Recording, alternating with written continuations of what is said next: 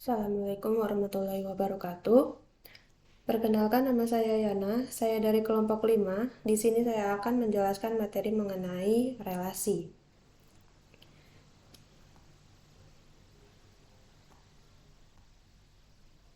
Yang dimana relasi itu sendiri adalah hubungan antara dua himpunan atau lebih. Selain itu, di dalam relasi juga terdapat relasi biner, yakni hubungan antara elemen-elemen dari dua himpunan. Notasi relasi biner itu sendiri adalah R himpunan hingga himpunan himpunan Notasi relasi biner itu sendiri adalah R himpunan bagian dari himpunan A dikali B.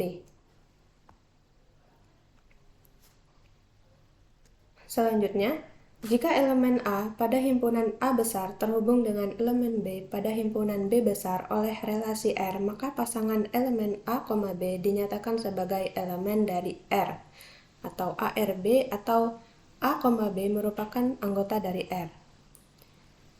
Kemudian, jika elemen kedua himpunan tidak terhubung oleh relasi R, maka dinyatakan sebagai bukan elemen dari R. Misalkan, terdapat himpunan A yakni 1, 2, dan 3, dan himpunan B yakni 4, 5, dan 6, yang dimana hubungan dari himpunan A ke B adalah lebih kecil dari. Jadi, untuk relasi sendiri, misalnya kita punya himpunan yang sudah saya sebutkan tadi. Misalnya di sini terdapat himpunan A, dan di sini adalah himpunan B. Di sini ada angka 1, 2, dan 3, dan di himpunan B ada angka 4, 5, dan 6. Dari notasi tadi disebutkan bahwa lebih kecil dari. Maka, himpunan yang ada di anggota A ini 1, apakah lebih kecil dari 4? Tentu saja iya. Oleh karena itu, 1 merupakan anggota dari 4. Selanjutnya dan seterusnya, maka 1 berelasi dengan 5, 1 juga berelasi dengan 6. Begitu dengan seterusnya.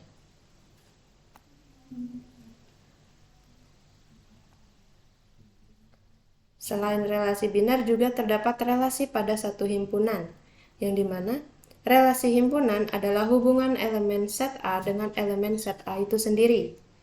Dan notasi untuk relasi pada satu himpunan itu adalah R himpunan bagian dari perkalian kartesian A kali A. Yang dimana misal kita memiliki himpunan A sama dengan 1, 2, dan 3, maka relasinya dia akan berelasi pada diri dia sendiri. Contohnya 1 akan berelasi dengan 1 itu sendiri. Begitupun dengan 2 akan berelasi dengan 2, dan 3 juga akan berelasi dengan 3. Selanjutnya, penyajian relasi. Nah, yang pertama adalah diagram panah. Seperti yang sudah ditampilkan, ini adalah diagram panah yang dimana himpunan A ini namanya domain, yakni daerah asal. Kemudian di himpunan B ini namanya kodomain, yakni daerah hasil. Contohnya, diketahui dua buah himpunan A 1, 3, 5 dan B 3, 4, 5, 6. Dan hubungannya adalah lebih kecil dari. Maka anggota 1 akan berelasi dengan 3 karena 1 lebih kecil dari 3. Selanjutnya 1 berelasi dengan 4, 1 berelasi dengan 5, 1 berelasi dengan 6, dan seterusnya, yang mana anggota A itu akan berelasi dengan B. Kemudian yang kedua, tabel. Sama halnya dengan diagram panah tadi, di bagian tabel kita hanya perlu memasukkan anggota-anggota yang sudah berelasi. Selanjutnya ada matriks. Contohnya di sini himpunan R yang dimana ada Budi, Nina, dan Yuli. Kemudian ada huruf A, B, dan C. Seperti yang sudah digambar ini, maka untuk mencarinya adalah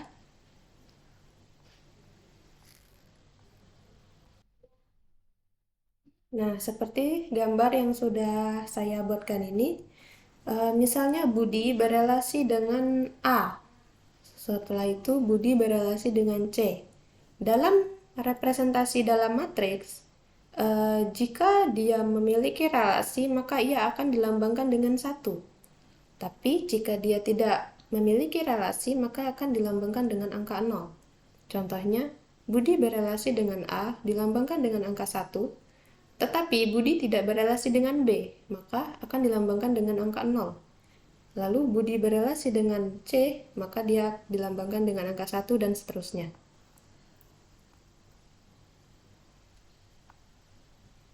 Nah, ini adalah representasi dengan graf berarah, yang dimana misalkan kita memiliki himpunan A, yakni A, B, C, dan D, maka representasi grafnya seperti di gambar ini.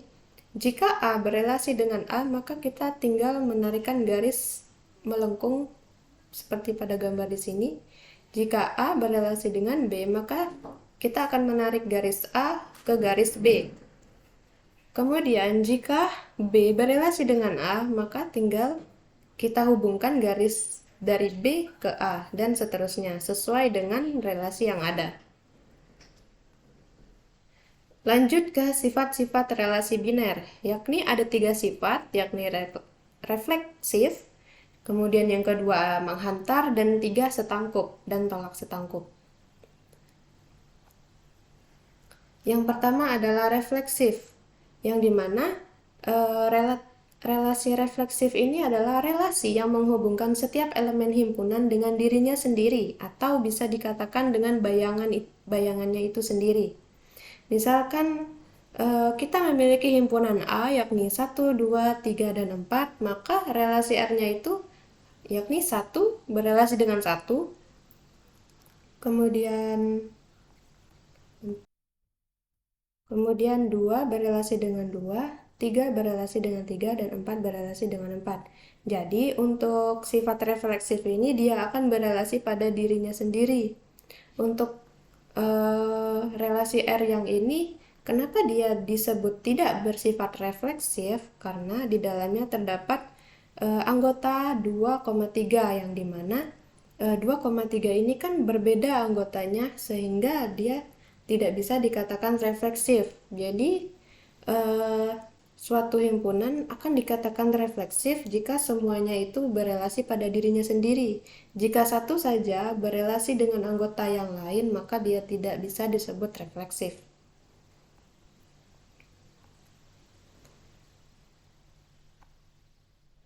Yang kedua yakni menghantar atau transitif. Nah, untuk sifat menghantar ini sendiri merupakan sifat yang dimana jika suatu elemen berhubungan dengan elemen kedua, dan elemen kedua akan berhubungan dengan elemen ketiga, maka elemen pertama juga harus berhubungan dengan elemen ketiga. Jadi, misalkan di sini kita memiliki himpunan 1, 2, 3, dan 4. Terus didefinisikan sebagai, jadi dari relasi ini, di sini sudah ada tabel yang dimana di dalam sifat menghantar ini kita cari dulu angka yang di belakang juga ada sama dengan angka yang di depan. Misalnya contohnya angka 1. 1 ini ada di belakang, tapi apakah dia ada di depan? Tidak ada. Lanjut kita lihat angka 2 ada di belakang, apakah dia ada di depan? Di sini ada, yakni 2,1. Maka untuk A, B, di sini ada 2 angka, yang angka 2-nya di belakang, yakni 3,2 dan 4,2. Kita dahulukan dari angka yang terkecil, yakni 3,2. Lalu BC-nya kenapa 2,1? Karena di sini angka belakang yang sama dan ada di depan itu adalah 2,1. Maka untuk A, C-nya adalah 3,1. Kenapa? Karena untuk anggota A tadi itu angka 3 dan anggota C-nya itu adalah 1. Jadi A, C adalah 3,1. Kemudian lanjut ke 4,2. Untuk anggota B, C-nya adalah 2,1 dan untuk anggota A, C-nya adalah 4,1. Kenapa? Karena seperti yang saya bilang tadi, untuk anggota A-nya tadi itu 4 dan anggota C-nya itu 1, maka tinggal ditulis saja A, C-nya adalah 4,1 dan begitu seterusnya. Kenapa yang ini bersifat tidak menghantar?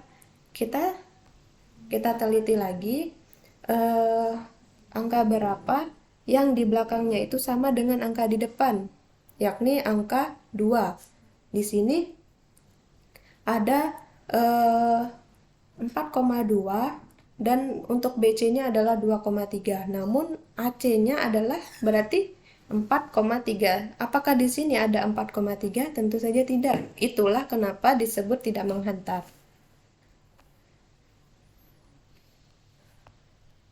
Kemudian selanjutnya ada setangkup simetrik dan tolak setangkup atau antisimetrik.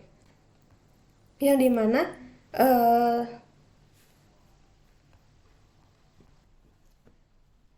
dimana relasi setangkup itu sendiri adalah relasi pada suatu himpunan yang memenuhi kondisi, di mana jika A berelasi dengan B, maka B juga harus berelasi dengan A. Contohnya di sini kita memiliki himpunan yang anggotanya 1, 2, 3, dan 4. Dan relasi R di bawah ini didefinisikan pada himpunan A. Maka, jika relasi R-nya 1 berelasi dengan 2, maka 2 juga harus berelasi dengan 1. Begitupun jika 1 berelasi dengan 3, maka 3 juga harus berelasi dengan 1. Kenapa yang ini dikatakan tidak setangkup? Karena di sini 1 berelasi dengan 2, 2 berelasi dengan 1 ini termasuk setangkup. Sedangkan yang ini tidak setangkup karena 1 berelasi dengan 3, tetapi 3 berelasi dengan anggota lain, yakni 4. Oleh karena itu tidak bisa disebut dengan tidak setangkup. Jadi di sini termasuk tidak setangkup. Selanjutnya, operasi relasi. Yang pertama adalah gabungan atau union. Yang dimana operasi relasi gabungan ini maksudnya adalah menggabungkan anggota dari dua himpunan. Misalnya R dan S adalah dua buah relasi himpunan A ke himpunan B, yang mana XY merupakan anggota dari A kali B. Jadi R gabungan S, X, Y, sedemikian sehingga X, Y merupakan anggota R atau X, Y anggota S. Misalnya di sini kita memiliki anggota himpunan A yakni min 1, 0, dan 1, dan anggota himpunan B-nya adalah 0,1. Jadi R gabungan S itu merupakan semua anggota yang ada di R dan S. Jadi kita tinggal tulis saja anggota yang ada di R dan anggota yang ada di himpunan S. Yang kedua, irisan atau intersection, yang dimana jadi irisan ini sendiri merupakan anggota yang ada di dua himpunan, anggota yang sama yang ada di kedua himpunan. Nah, ini misalnya ada contoh seperti yang tadi. Misalnya himpunan A min 1, 0, dan 1, kemudian himpunan B-nya anggotanya 0 dan 1. Nah, di sini kita cari anggota yang ada di kedua himpunan, anggota yang sama, yakni min 1,0 ada di anggota himpunan R, tapi dia tidak ada di himpunan S. Kemudian kita cek lagi min 1,1 ada di himpunan R, dan ternyata di himpunan S juga dia ada. Maka R irisan S merupakan hasilnya adalah min 1,1. Jadi untuk operasi relasi irisan ini kita mengambil anggota yang sama yang ada di kedua himpunan. Yang ketiga ada operasi relasi selisih. Nah, jadi untuk operasi relasi selisih ini sendiri kita mengambil anggota yang ada di himpunan itu sendiri, tetapi dia tidak ada di himpunan lain. Misalnya, ada himpunan A yakni A, B, dan C, dan anggota himpunan B adalah A, B, dan C. Nah, untuk menentukannya, kita tentukan misalnya anggota yang ada di relasi R1 ini hanya di relasi itu sendiri, hanya di himpunan itu sendiri dan tidak ada di himpunan R2. Maka R1 min R2 hasilnya adalah B, B dan C, C. Kenapa? Karena mereka ini hanya ada di himpunan R1. Sedangkan kalau A, A ini mereka juga ada di himpunan R2.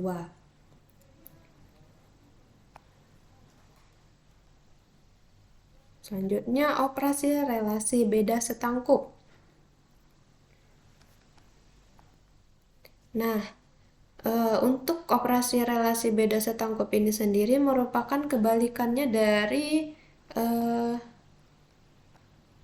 operasi selisih tadi, yang mana operasi relasi beda setangkup ini dia mengambil anggota yang sama, yang berbeda, yang berbeda. Misalnya di himpunan R ada anggota min 1,0, min 1,1 dan 0,1. Dan di himpunan S itu ada anggotanya 0,0, 1,1 dan min 1,1. Maka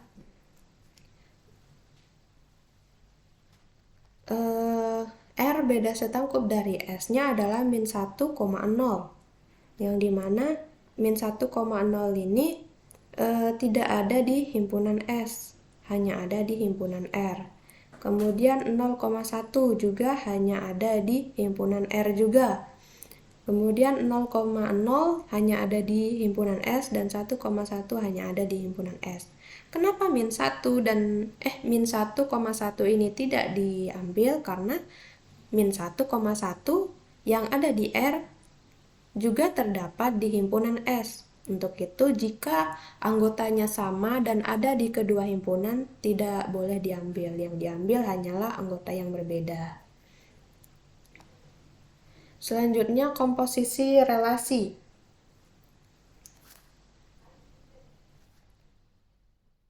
Misal R adalah relasi himpunan A ke B. Misal S adalah relasi himpunan B ke C. Nah, ini untuk tanda lingkaran hitam ini adalah lambang komposisi, yang dimana untuk notasinya, definisi notasinya, yakni komposisi RS adalah A, C sedemikian sehingga A anggota dari himpunan A besar, C dari himpunan C besar, dan untuk beberapa B anggota dari himpunan B. Contohnya, di sini kita memiliki himpunan A yakni 1, 2, dan 3. Kemudian ada himpunan B 2, 4, 6, 8, dan himpunan C, S, T, dan U. Maka R komposisi S adalah 1,U. Kenapa 1,U? Di sini kita lihat untuk himpunan R 1 berelasi dengan 2, sedangkan di sini di himpunan S 2 itu berelasi dengan U.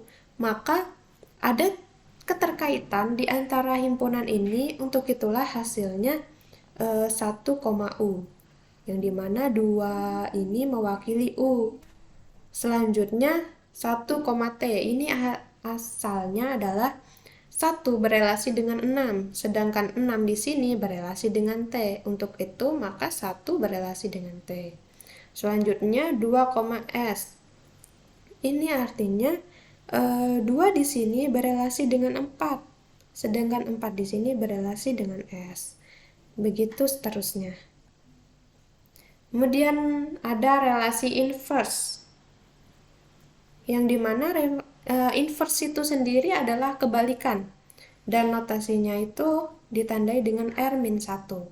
Jadi misal kita memiliki himpunan R 1 berelasi dengan A, maka 2 akan berelasi dengan A.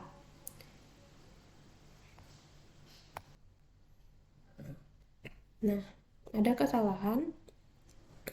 Maksud saya, misal R, anggota himpunan R-nya itu 1, A, 2, A, 3, C, maka R inverse-nya adalah A,1, yang dimana kebalikan dari relasi 1, A adalah A,1.